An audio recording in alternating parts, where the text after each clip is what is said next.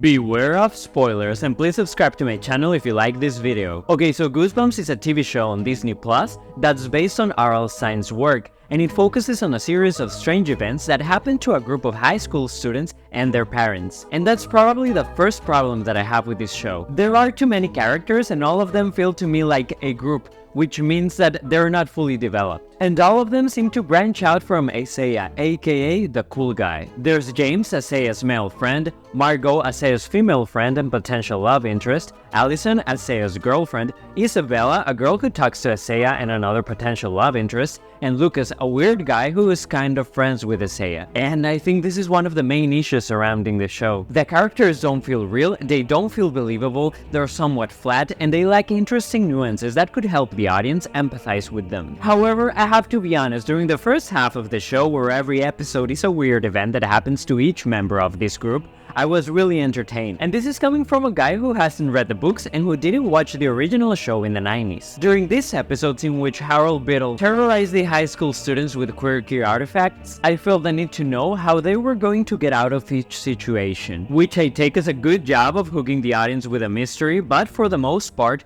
these issues are easily resolved because Harold built some type of Achilles heel on each of his abilities. For example, there's an episode in which James is duplicated and there are dozens of his doppelgangers running around town. At first, you don't really know how they're gonna overcome this, because there are so many of them and they are much stronger than an ordinary human. But they discover that if you hit their head, they explode, releasing a blast of ooze or slime or whatever that is. Also, there are moments where you can see this group being somewhat intelligent, for example when they figure out that this weird event started when Mr. Brad arrived. But just moments after, they go inside his house when he invites them to chat for a bit. And then he does a whole episode of exposition. I have to say, not the best choice. However, even with all of these things that I've mentioned, I'm still invested in the plot. And there are also some characters that I enjoy watching, even if they don't make much sense, like Nora. Maybe the show could work better without Harold's perspective, just having this group of students investigating the events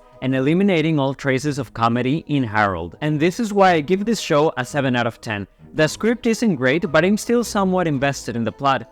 But what do you think? Do you give it a higher or lower score? Comment below and don't forget to like, subscribe, and for now, I'm out.